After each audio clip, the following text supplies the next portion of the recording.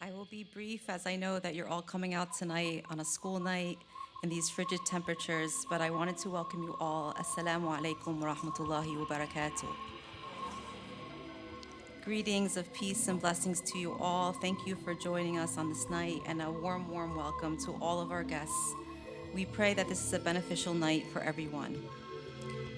I just wanted to, before I introduce Chris, I wanted to personally thank him for accepting our invitation and agreeing to address our community, not only tonight, but also this upcoming Tuesday, January 23rd at 6 o'clock. He'll be joining human rights attorney and Rutgers University professor Noura Erakat in a panel discussion entitled The Crime of Genocide. So I know it's a lot to come out again, but we'd love to see you all, and we're trying to take advantage of Chris being here just short time. So now it's time for me to embarrass Chris a little, but I'm sure it's okay. I reached out to Chris actually about 2 weeks ago after I realized that he was in town, and within minutes he responded so graciously, offering to do just about anything we needed for Palestine. It was incredibly touching. Initially, I had discussed with Chris that he would do a panel tonight, and then shortly after, Chris responded, but if at one point you want to do a talk, I would do one entitled The Death of Israel. Of course, you can only imagine my face as an American Muslim and all my post 9/11 trauma reading this message. The title is provocative yet deeply profound. Chris, how about like the death of a settler colonial state? I offered a few alternatives, but Chris stood his ground. Death of a nation, Chris? Maybe that's a little better. Too weak, Umayma. Too weak. I realized then that there are times in our lives where we must realize the gravity and significance of the moment. Here was a Pulitzer Prize winning journalist and author pleading with me to retain the title of a talk in which he wanted to expose the truth of what is clearly happening in Gaza. Yet fear, my fear, conquered the moment.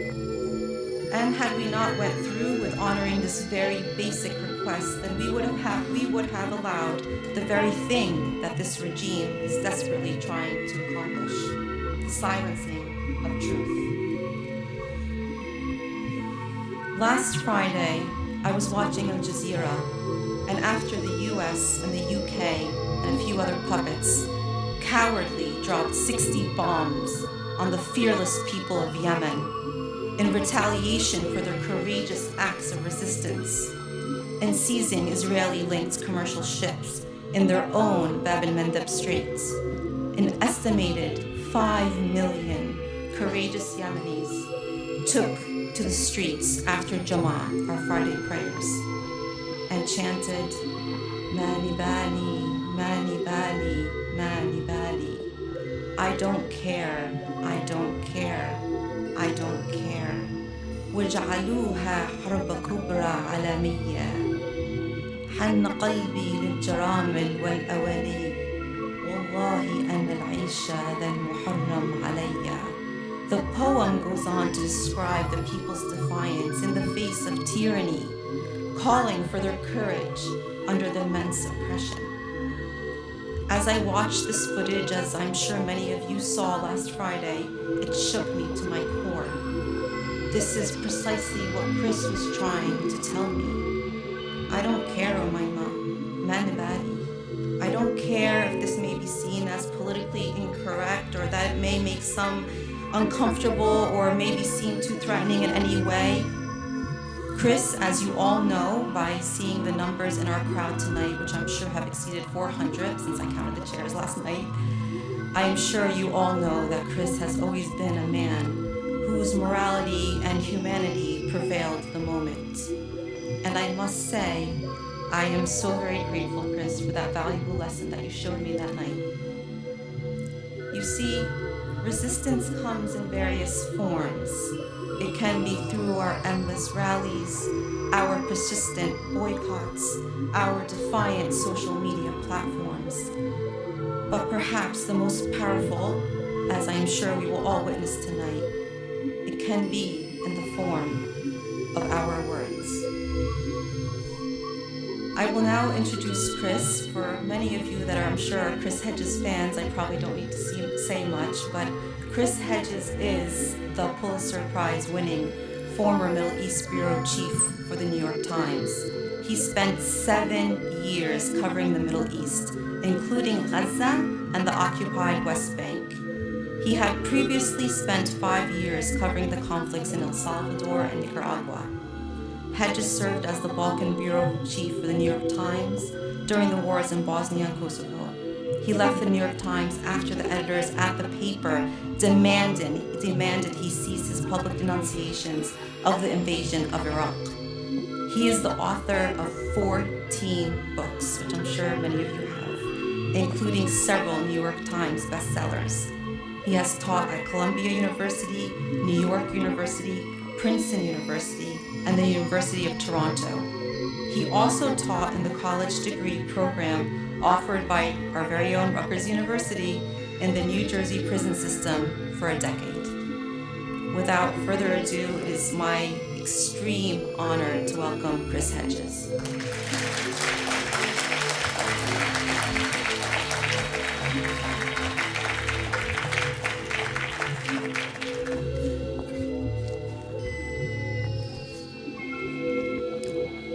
Thank you very much.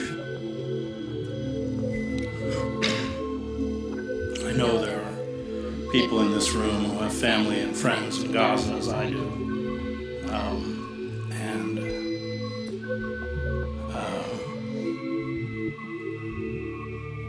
The last contact I've been able to have with people I know in Gaza is 3 or 4 weeks ago. I don't know if they're alive or dead, and all of us who spent significant time in Gaza, I think every waking moment is colored by this almost unfathomable slaughter. And whatever I feel is a pale reflection, I know, of what many of you in this room are enduring. But I want you to know that there are many of us that are doing everything humanly possible to fight back.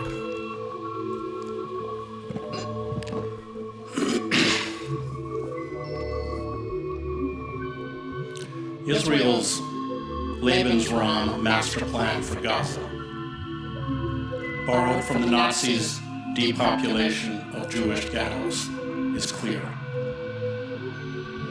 Destroy infrastructure, medical facilities and sanitation, including access to clean water, block shipments of food and fuel, impose telecommunications blackouts, unleash indiscriminate industrial violence to kill and wound hundreds a day. Let starvation and epidemics of infectious diseases, along with the daily massacres and the displacement of Palestinians from their homes, turn Gaza into a mortuary. Israel has killed or seriously wounded close to 100,000 Palestinians in Gaza, almost 1 in every 20 inhabitants. It has destroyed or damaged 60% of the housing. The safe areas to which some 2 million Gazans were instructed to flee in the south have been relentlessly bombed with thousands of casualties. Palestinians in Gaza now make up 80% of all the people facing famine or catastrophic hunger worldwide, according to the UN. Every person in Gaza is hungry. A quarter of the population are starving and struggling to find food and drinkable water. Famine is imminent. The 335,000 children under the age of 5 are at high risk of malnutrition. Some 50,000 pregnant women lack health care and adequate nutrition. Infants are dying in droves. Israeli political and military officials, as the South African jurists documented at the International Court of Justice, make no secret of their genocidal intent. nor of their vision of what comes next. In September, before the incursion into Israel by Hamas and other resistance fighters, Israeli Prime Minister Benjamin Netanyahu displayed a map of what he called the new Middle East at a UN General Assembly meeting. Gaza, the West Bank, and East Jerusalem had all been incorporated into a greater Israel. Palestine had ceased to exist. The Palestinians are being forced to choose between death from bombs, disease, exposure, or starvation, or being driven from their homeland. There will soon reach a point where death will be so ubiquitous that deportation for those who want to live will be the only option. Israel is lobbying countries in Latin America and Africa to accept Palestinian refugees. Israeli leaders are calling this deportation, quote, voluntary migration. Voluntary migration is not a new concept in the annals of genocide. In the Warsaw Ghetto, the Nazis handed out 3 kilograms of bread and 1 kilogram of marmalade to anyone who voluntarily registered for deportation. There were times when hundreds of people had to wait in line for several hours to be deported. Marek Edelman, the only surviving commander of the Warsaw Ghetto Uprising, writes in his book, The Ghetto Fights. The number of people anxious to obtain 3 kilos of bread was such that the transports now leaving twice daily with 12,000 people could not accommodate them all.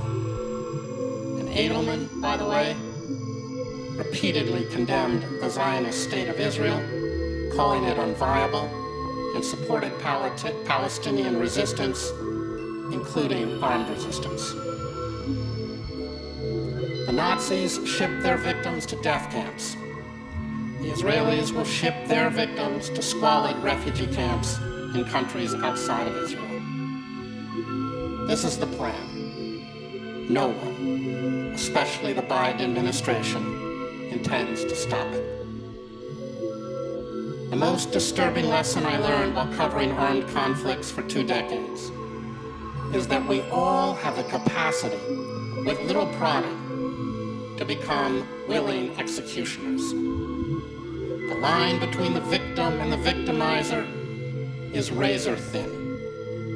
The dark lusts of racial and ethnic supremacy, of vengeance and hate, of the eradication of those we condemn as embodying evil, are poisons that are not circumscribed by race, nationality, ethnicity, or religion. We can all become Nazis. It takes very little. And if we do not stand in eternal vigilance over evil, our evil, we become like those carrying out the mass killing in Gaza, monsters. Perhaps the saddest irony is that a people once in need of protection from genocide now commit it. The cries of those expiring under the rubble in Gaza are the cries of the boys and men executed by the Bosnian Serbs at Srebrenica. The over 1.5 million Cambodians killed by the Khmer Rouge. The thousands of Tutsi families burned alive in churches, and the tens of thousands of Jews executed by the Einsatzgruppen at Baba Yar in Ukraine. The genocide carried out during the Holocaust is not an historical relic. It lives, lurking in the shadows, waiting to ignite its vicious contagion. But this truth is bitter and hard to confront. We prefer the myth. We prefer to see in our own kind, our own race, our own ethnicity, our own nation, our own religion, superior virtues. We prefer to sanctify our hatred. The German playwright and revolutionary Ernst Toller unable to rouse an indifferent world to assist victims and refugees from the Spanish Civil War, hanged himself in 1939 in a room at the Mayflower Hotel in New York City. On his hotel desk were photos of dead Spanish children. Most people have no imagination, he wrote. If they could imagine the sufferings of others, they would not make them suffer so. What separated a German mother from a French mother? Slogans which deafened us so that we could not hear the truth. Primo Levi, who survived the death camps, railed against the false, morally uplifting narrative of the Holocaust that culminates in the creation of the State of Israel, a narrative embraced by the Holocaust Museum in Washington, D.C. The contemporary history of the Third Reich, he writes, could be reread as a war against memory, an Orwellian falsification of memory, falsification of reality, negation of reality. He wonders if we who have returned have been able to understand and make others understand our experience. We all inhabit a morally gray zone. We all can be induced to become part of the apparatus of death, often for trivial reasons and paltry rewards. This is the terrifying truth of the Holocaust, and the Israelis are no exception. 1 month into the genocide, according to a poll in Time magazine, 57% of Israelis believed Israel was not using enough force in Gaza. These Israelis saw the same images you and I see. The children with amputated limbs, the chalky, lifeless bodies lifted out from under the rubble, the long trenches filled with corpses wrapped in white shrouds, the screams of the wounded in the hospital corridors. Only 2% of Israelis said Israel was using too much force. The South African lawyers at The Hague, who compared Israel's crimes with those carried out by the apartheid regime in South Africa, showed the court a video of Israeli soldiers celebrating and calling for the death of Palestinians. They sang as they danced, "There are no uninvolved civilians," as evidence that genocidal intent descends from the top to the bottom of the Israeli war machine and political system. Racism, an attribute of all colonial settler societies, whether the British colonists in India and Kenya or the French in Algeria, pervades Israeli society. Palestinians are seen as vermin, to be controlled or exterminated. It is very hard not to be cynical about the plethora of university courses about the Holocaust, given the censorship and banning of groups such as Students for Justice in Palestine and Jewish Voices for Peace. What is the point of studying the Holocaust if you do not understand its fundamental lesson? When you have the capacity to stop genocide and you do not, you are culpable. It is hard not to be cynical about the humanitarian interventionists, Barack Obama, Tony Blair, Hillary Clinton, Joe Biden, Samantha Power, who talk in sanctimonious rhymes about the responsibility to protect, but are silent about war crimes when speaking out would threaten their status and careers. None of the humanitarian interventions they championed, Bosnia, Darfur, Libya, came close to replicating the suffering and slaughter in Gaza. But there is a cost to defending Palestinians, a cost they do not intend to pay. The moral universe has now been turned upside down. Those of us who oppose genocide are accused of advocating it. Those who carry out genocide are said to have the right to defend themselves.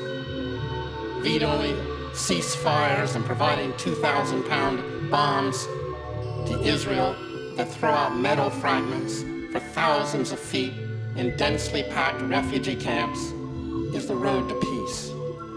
Refusing to negotiate will free the hostages. Bombing hospitals, schools, mosques, churches, ambulances, and refugee camps, obliterating families, are routine acts of war. Carrying out genocide in Gaza is a way to de-radicalize Palestinians. Attacking Houthi bases in Yemen will de-escalate a regional conflict. And remember, it is not only Israel which has abandoned its citizens held hostage in Gaza. There are hundreds of Palestinians who are U.S. citizens or permanent residents trapped in Gaza, and the Biden administration is making no discernible effort, as demanded by U.S. law, to secure their safety. None of this makes sense, as protesters around the world realize. If the genocide in Gaza is not halted, it will presage a new world order. A world where the old rules, more honored in the breach than the observance, no longer matter. It will be a world where nations with vast bureaucratic structures and technologically advanced military systems carry out in public view massive killing projects. The industrialized nations, weakened, fearful of global chaos, are sending an ominous message to the global south and anyone who might think of revolt. We will kill you without restraint, and no one will stop us. One day, you will all be Palestinians.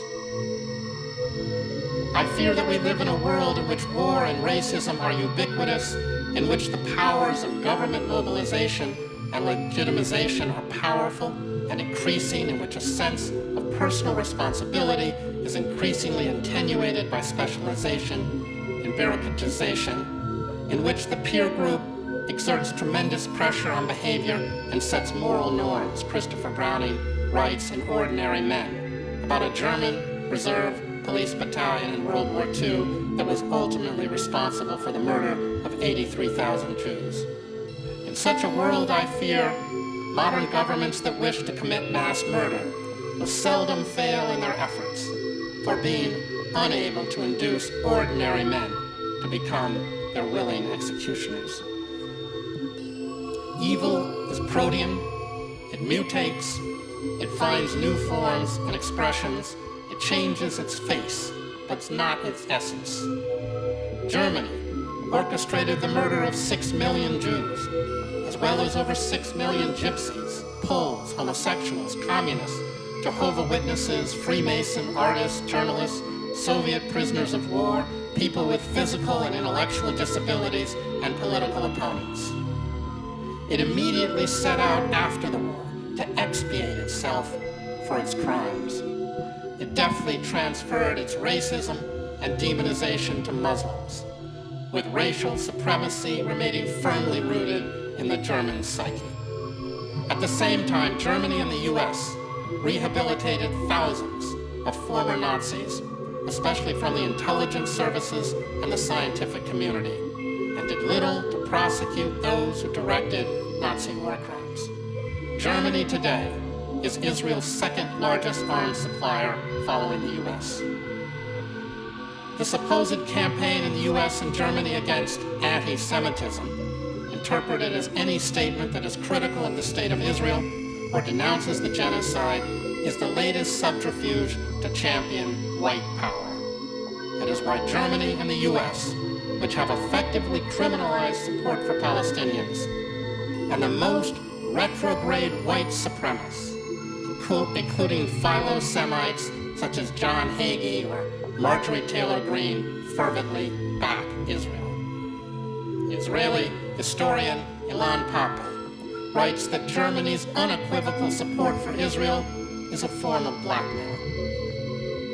The argument for a Jewish state as compensation for the Holocaust is a powerful argument, so powerful that nobody listened to the outright rejection of the UN solution by the overwhelming majority of the people of Palestine, Pape writes.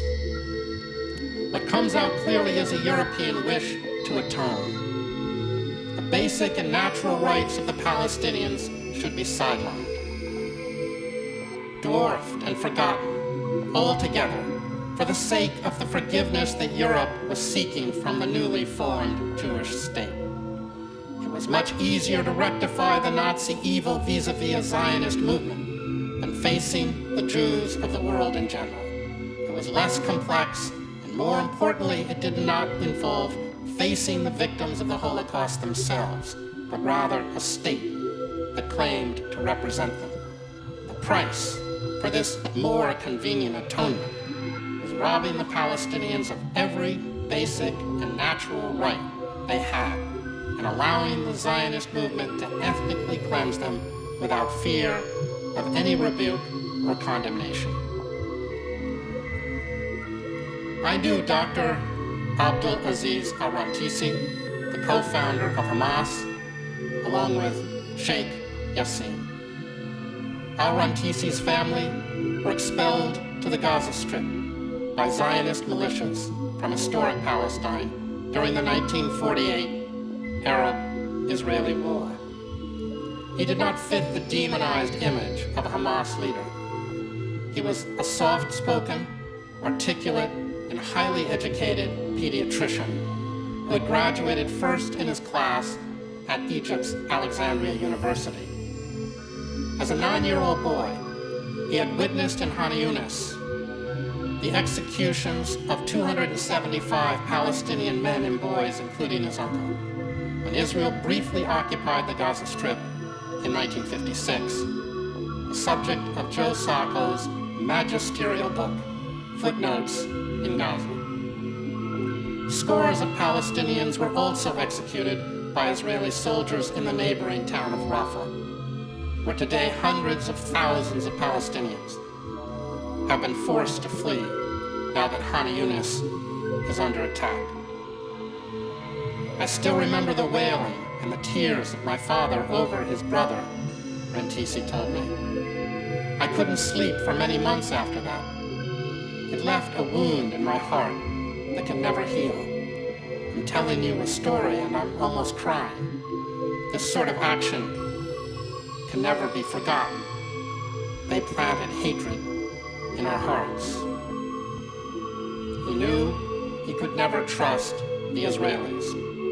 He knew that the goal of the Zionist state was the occupation of all of historic Palestine, and Israel would go on to seize Gaza and the West Bank in 1967, along with Syria's Golan Heights and Egypt's Sinai Peninsula. And he knew the eternal subjugation or extermination of the Palestinian people was the goal of the Zionist movement. Al-Rantisi and Yassin were assassinated in 2004 by Israel. Al-Rantisi's widow, Jamila Abdullah Taha al-Shanti, had a doctorate in English and taught at the Islamic University in Gaza. The couple had 6 children, one of whom was killed along with his father. The family's home, where I visited them, was bombed and destroyed during the 2014 Israeli assault on Gaza known as Operation Protective Edge. Jamila was killed by Israel on October 19th of this year. Israel's genocide is rearing a new generation of enraged, traumatized, and dispossessed Palestinians who have lost family members, friends, homes, communities, and any hope of living ordinary lives. And they too will seek retribution. Their small acts of terrorism will counter Israel's state terror. They will hate as they have been hated.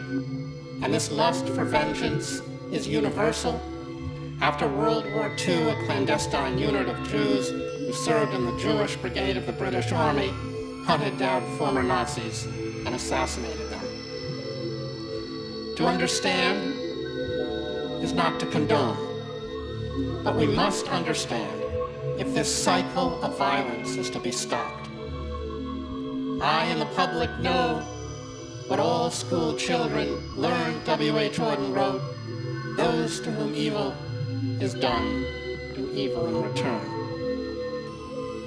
The Palestinian attacks of October 7th, which left some 1,200 Israelis dead, feeds this lust within Israel, just as Israel's 17-year siege and obliteration of Gaza feeds this lust among Palestinians. There is little discussion in the Israeli media of the slaughter in Gaza or the suffering of Palestinians, some 2 million of whom have been driven from their homes, but a constant repetition of the stories of Israeli suffering, death, and heroism. Only our victims matter. The shooting dead of the 3 Israeli hostages who apparently escaped their captors and approached Israeli forces with their shirts off, waving a white flag and calling out for help in Hebrew is not only tragic, but a glimpse of Israel's rules of engagement in Gaza. These rules are: kill anything that moves. Israel may appear triumphant after it finishes its genocidal campaign in Gaza and increasingly the West Bank. It may achieve its demented goal. Its murderous rampages and genocidal violence may exterminate or ethnically cleanse Palestinians. Its dream of a state exclusively for Jews, with any Palestinians who remain stripped of their basic rights, may be realized. At that point, it will revel in its blood-soaked victory. It will celebrate its war criminals. Its genocide will be erased from public consciousness and tossed into Israel's huge black hole of historical amnesia. And those with a conscience in Israel will be silenced and persecuted. But by the time Israel achieves its decimation of Gaza, and Israel is talking about months of warfare, it will have signed its own death sentence. Its facade of civility, its supposed vaunted respect for the rule of law and democracy, its mythical story of the courageous Israeli military and miraculous birth of the Jewish nation will lie in ash heaps. Israel's social capital will be spent. Liberal Zionism, always an oxymoron, since Israelis never intended to give equal rights to Palestinians, has already been replaced by religious Zionism. Religious Zionism gives divine sanction to an ugly, oppressive, hate-filled apartheid regime, deeply alienating younger generations of Americans, including Jews. Its patron, the United States, as new generations come to power, will distance itself from Israel and religious Zionism, the way it is distancing itself from Ukraine. Israel's support will come from America's Christianized fascists, who see Israel's domination of ancient biblical land as a harbinger of the second coming, and in its subjugation of Arabs, a kindred racism. Despotisms can exist long after their past due date, but they are terminal. You don't have to be a biblical scholar to see that Israel's lust for rivers of blood is antithetical to the core values of Judaism. The cynical weaponization of the Holocaust, including branding Palestinians as Nazis, has little efficacy when you carry out a live-streamed genocide against 2.3 million people trapped in a concentration camp. Nations need more than force to survive. They need a mystique. This mystique provides purpose, civility, and even nobility to inspire citizens to sacrifice for the nation. This mystique offers, much of it once embodied in liberal Zionism, hope for the future. It provides meaning. It provides national identity. When mystiques implode, when they are exposed as lies, a central foundation of state power collapses. I reported on the death of the communist mystiques in 1989 during the revolutions in East Germany, Czechoslovakia, and Romania. The police and the military decided there was nothing left to defend. Israel's decay will engender the same lassitude and apathy. It will become harder and harder to recruit indigenous collaborators such as Mahmoud Abbas and the Palestinian Authority, reviled by most Palestinians, to do the bidding of the colonizers. All Israel has left is escalating violence, including the widespread use of torture, which accelerates the decline. The wholesale violence works in the short term, as it did in the war waged by the French in Algeria, the dirty war waged by Argentina's military dictatorship, and during Britain's conflict in Kenya and Northern Ireland. But in the long term, it is suicidal. Israel may wipe out the current Hamas leadership, but the past and current assassinations of scores of Palestinian leaders has done little to blunt resistance. The siege and genocide in Gaza has produced a new generation, prepared to take the place of martyred leaders. Israel has sent the stock of its adversary into the stratosphere. Israel was already at war with itself before October 7th. Israelis were protesting to prevent Netanyahu's abolition of judicial independence. The religious bigots and Zionist fanatics currently in power had mounted a determined attack on secularism. Israel's unity since the attack is precarious. It is a negative unity. It is held together by hatred. And even this hatred is not enough to keep protesters from decrying the government's abandonment of Israeli hostages in Gaza. Hatred is a dangerous political commodity. Once finished with one enemy, those who stoke hatred go in search of another.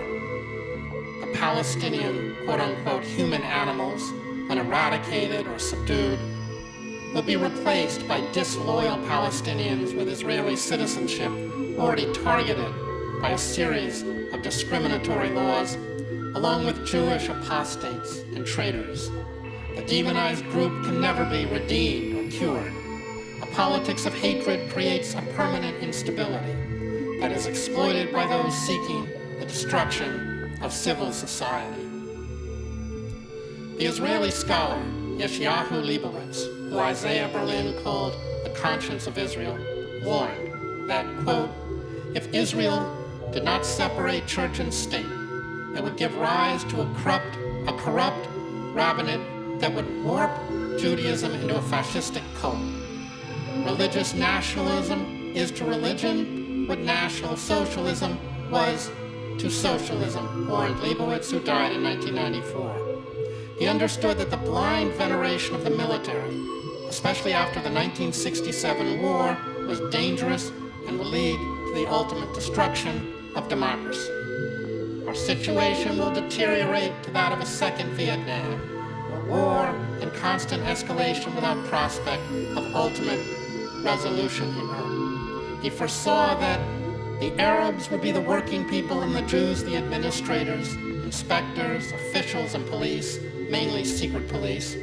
A state ruling a hostile population of 1.5 million to 2 million foreigners would necessarily become a secret police state, with all that implies for education, free speech, and democratic institutions. The corruption characteristic of every colonial regime would also prevail in the state of Israel. The administration would have to suppress Arab insurgency on the one hand and acquire Arab quislings on the other. There is also good reason to fear that the Israel Defense Force, which has been until now a people's army, would as a result of being transformed into an army of occupation to generate, and its commanders will become military governors, will resemble their colleagues in other nations. He saw the rise of virulent racism that would consume Israeli society. He knew that prolonged occupation of the Palestinians would spawn, in his words, concentration camps for the occupied, and as he wrote, Israel would not deserve to exist, and it would not be worthwhile to preserve it. Jews, he understood, can also become Pharaoh. The decision to obliterate Gaza has long been the dream of Israeli fanatics, heirs of the fascistic movement, led by the extremist Meir Kahane, who I knew and covered, who was barred from running for office and whose Koch party was outlawed in 1994 and declared a terrorist organization by Israel and the United States. They champion the iconography and language of their homegrown fascism. Jewish identity and Jewish nationalism are the Zionist versions of blood and soil. Jewish supremacy is sanctified by God, as is the slaughter of the Palestinians, who are compared to the biblical Amalekites massacred by the Israelis. Enemies, usually Muslims, slated for extinction are subhuman.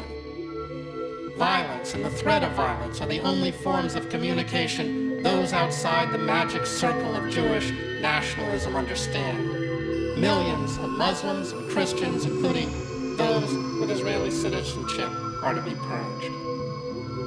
The Biden presidency, which ironically may have signed its own political death certificate, is tethered to Israel's genocide.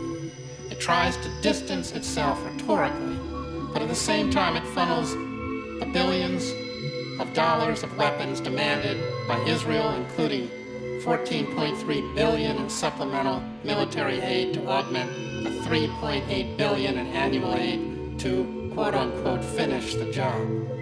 It is a full partner in Israel's genocidal project. There is no way to deny the courage of the armed Palestinian resistance, whether you accept their ideology or not, as they face down one of the most advanced military machines on the planet with little more than small arms.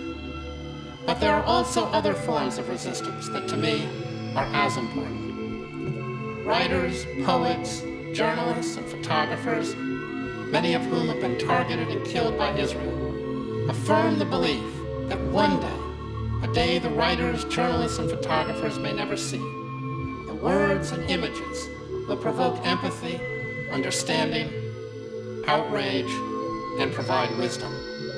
They chronicle not only the facts, all the facts are important, but the texture, sacredness, and grief of lives and communities lost. They tell the world what this genocide is like, how those caught in its maw of death endure, how there are those who sacrifice for others and those who do not, what fear and hunger are like, what death is like. They transmit the cries of the children, the wails of grief of the mothers, the daily struggle in the face of savage industrial violence, the triumph of their humanity through filth, sickness, humiliation, and fear. This is why writers, photographers, and journalists are targeted by aggressors in war, including the Israelis. They stand as witnesses to evil, and evil the aggressors want buried and forgotten. They expose the lies.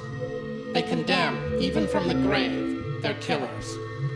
Israel has killed at least 13 Palestinian poets and writers, along with over 83 journalists and media workers in Gaza, and 3 in Lebanon since October 7th. I experienced futility and outrage when I covered wars for 2 decades in Central America, the Middle East, Africa, and the Balkans. I wondered if I had done enough, or if it was even worth the risk. But you go on, because to do nothing is to be complicit.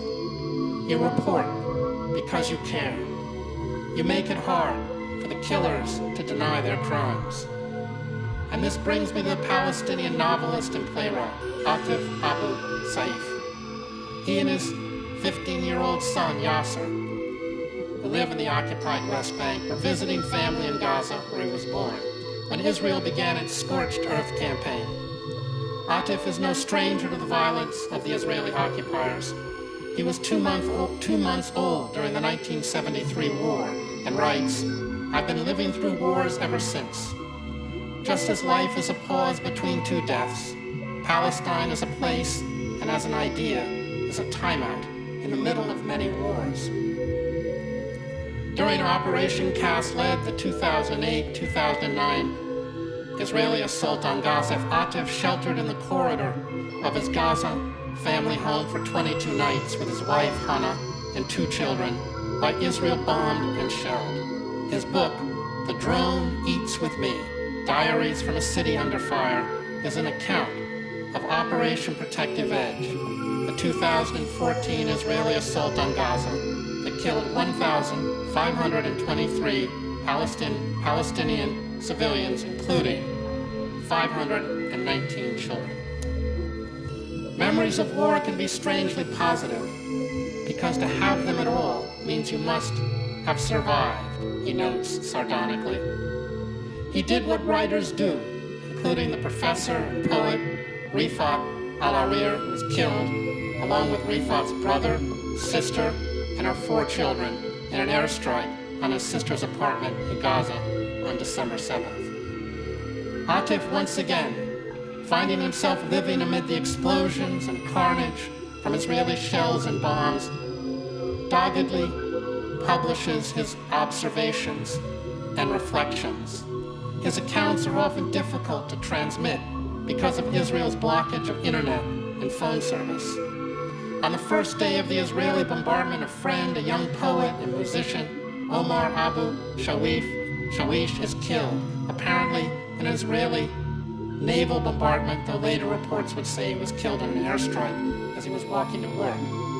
Atif wonders about the Israeli soldiers watching him and his family with their infrared lenses and satellite photography. Can they count the loaves of bread in my basket or the number of falafel balls on my plate, he wonders.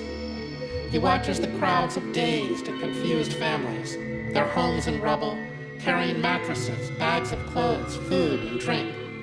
He stands mutely before the supermarket, the bureau de change, the falafel shop, the fruit stalls, the perfume parlor, the sweet shop, the toy shop, all burned. Blood was everywhere, along with bits of kids' toys, cans from the supermarket, smashed fruit, broken bicycles, and shattered perfume bottles, he writes. The place looked like a charcoal drawing of a town, scorched by a dragon. I went to the press house where journalists were frantically downloading images and writing reports for their agencies. I was sitting with Bilal, the press house manager, when an explosion shook the building. Windows shattered and the ceiling collapsed onto us in chunks. We ran toward the central hall. One of the journalists was bleeding, having been hit by flying glass. After 20 minutes, we ventured out to inspect the damage. I noticed that Ramadan decorations were still hanging in the street. The city has become a wasteland of rubble and debris. Atif, who has been the Palestinian Authority's Minister of Culture since 2019, writes, in the early days of the Israeli shelling, beautiful buildings fall like columns of smoke. I often think about the time I was shot as a kid during the first Intifada, and how my mother told me I actually died for a few minutes before being brought back to life. Maybe I can do the same this time, I think. He leaves his teenage son with family members. The Palestinian logic is that in wartime we should all sleep in different places, so that if part of the family is killed, another part lives, he writes. The UN schools are getting more crowded with displaced families. The hope is that the UN flag will save them, though in previous wars this hasn't been the case. On Tuesday, October 17th, he writes, I see death approaching, hear its steps growing louder. Just to be done with it, I think. It's the 11th day of the conflict, but all the days have merged into one. The same bombardment, the same fear, the same smell. On the news, I read the names of the dead on the ticker at the bottom of the screen. I wait for my name to appear. In the morning, my phone rang. It was Rula, a relative in the West Bank, telling me she had heard there'd been an airstrike at Talat Hawa, a neighborhood on the south side of Gaza City, where my cousin Hatem lives. Hatem is married to Huda, my wife's only sister. He lives in a 4-story building that houses his mother and brothers and their families. I called around, but no one's phone was working. I walked to Al-Shifa Hospital to read the names. Lists of the dead are pinned up daily outside a makeshift morgue. I could barely approach the building. Thousands of Gazans had made the hospital their home, its gardens, its hallways. Every empty space or spare corner had a family in it. I gave up and headed toward Hatem's. 30 minutes later, I was on his street. Rula had been right. Huda and Hatem's building had been hit only an hour earlier. The bodies of their daughter and grandchild had already been retrieved. The only known survivor was Wissam, one of their other daughters, who had been taken to the ICU. Wissam had gone straight into surgery, where both of her legs and her right hand had been amputated. Her graduation ceremony from art college had taken place only the day before. She has to spend the rest of her life without legs, with one hand. What about the others? I asked someone. We can't find them, came the reply. Amid the rubble, we shouted, hello! Can anyone hear us? We called out the names of those still missing, hoping some might still be alive. By the end of the day, we managed to find 5 bodies, including that of a 3-month-old. We went to the cemetery to bury them. In the evening, I went to see Wissam in the hospital. She was barely awake. After half an hour, she asked me, Uncle, I'm dreaming, right? I said, we are all in a dream. My dream is terrifying. Why? All our dreams are terrifying. After 10 minutes of silence, she said, don't lie to me, Uncle. In my dream, I don't have legs. It's true, isn't it? I have no legs. But you said it's a dream. I don't like this dream, Uncle. I had to leave. For a long 10 minutes, I cried and cried, overwhelmed by the horrors of the past few days. I walked out of the hospital and found myself wandering the streets. I thought idly, we could turn this city into a film set for war movies, Second World War films and end-of-the-world movies. We could hire it out to the best Hollywood directors. Doomsday on demand. Who could have the courage to tell Hannah, so far away in Ramallah, that her only sister had been killed, that her family had been killed? I phoned my colleague Manar and asked her to go to our house with a couple of friends and try to delay the news from getting to her. Lie to her, I told Manar. Say the building was attacked by F-16s, but the neighbors think Huda and Hatem were out at the time. Any lie that could help. Leaflets in Arabic dropped by Israeli helicopters float down from the sky. They announced that anyone who remains north of the Wadi waterway will be considered a partner to terrorism, meaning, Atif writes, the Israelis can shoot on sight. The electricity is cut, food, fuel, and water run out. The wounded are operated on without anesthesia. There are no painkillers or sedatives. He visits his niece, Wissam, racked with pain in Al-Shifa Hospital, who asks him for a lethal injection. She says Allah will forgive her. But he will not forgive me, Wissam. I'm going to ask him to, on your behalf, she says. After airstrikes, he joins the rescue teams under the cricket-like hum of drones we couldn't see in the sky. A line from T.S. Eliot, a heap of broken images, runs through his head. The injured and the dead are transported on 3-wheeled bicycles or dragged along in carts by animals. We picked up pieces of mutilated bodies and gathered them on a blanket. You find a leg here, a hand there, while the rest looks like minced meat, he writes. In the past week, many Gazans have started writing their names on their hands and legs in pen or permanent marker so they can be identified when death comes. This might seem macabre, but it makes perfect sense. We want to be remembered. We want our stories to be told. We seek dignity. At the very least, our names will be on our graves. The smell of unretrieved bodies under the ruins of a house hit last week remains in the air. The more time passes, the stronger the smell.